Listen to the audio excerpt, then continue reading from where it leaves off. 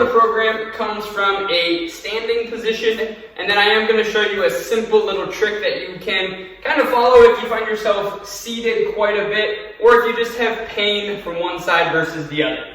So our first two movements, we're going to use a wall here. I'm going to be on my foam pad. You don't necessarily have to be. You should be on a step, just so that when we do complete these movements, you aren't rocking side to side in order to complete them.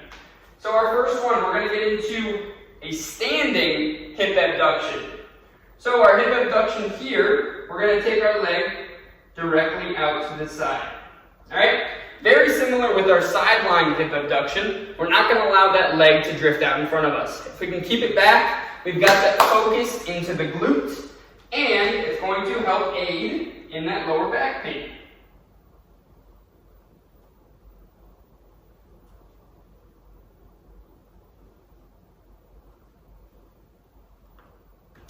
The other thing that you want to focus on is your kick out to the side.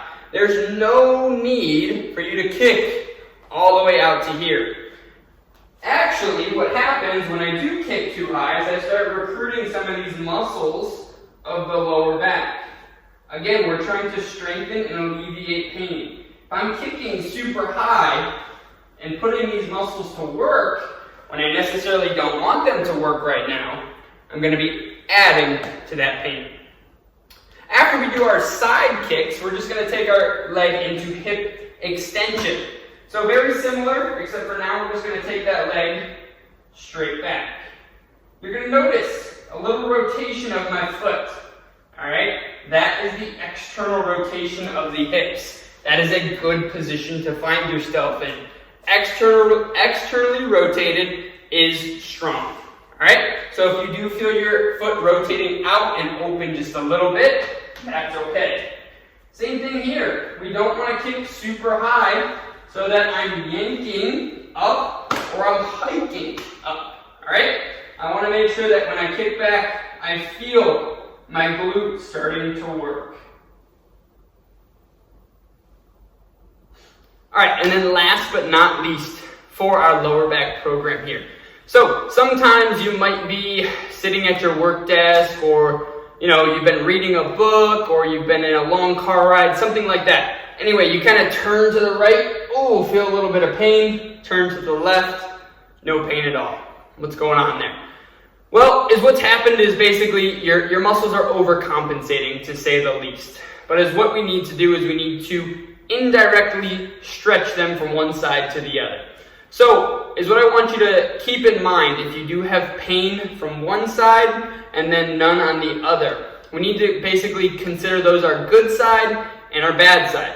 Now, just because these happen on a Tuesday doesn't mean it might flip-flop on Thursday, okay? So there's no, I'm always going to go to the right or I'm always going to go to the left. It's good side and bad side. So, for example, if I have pain when I cross my arms and I rotate over to the right, that causes me some pain, okay? So that's going to be my bad side today.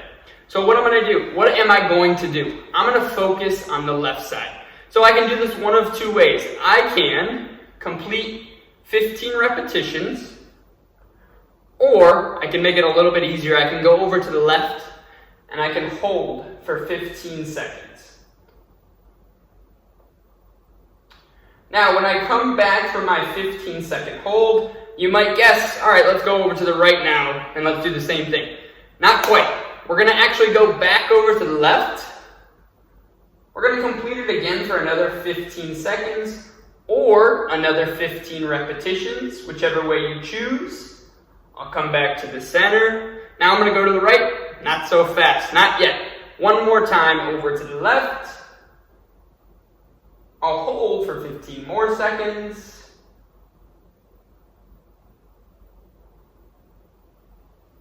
All right, and now the time can come when I can go from left to right and see where we're at. All right, so I go to the left, free and clear, no problem. Let's try the right now. A little bit more range of motion, a little bit less pain. Now, that exercise itself is not going to clear things up like that, but what it's doing is it's providing you some relief and it's stretching the muscles that are causing you that pain. Again, this is another one of those exercises that's not going to cause you harm if you continue to do it. In fact, I recommend doing it until you feel each side to be about even. So since I still felt a little bit of pain going over to my right, I would then go back over to the left and I would hold for another 15 seconds. I would do that 3 times and then I would test it again. Again, the hope is that when I go to the right now, it's a little bit less pain again. I might have to complete it again, or that pain might be gone. The trick is finding your good side and your bad side and indirectly stretching one versus the other. If you feel any sort of lower back pain with a rotation movement such as this, go ahead and try this technique that we have shown in the video today.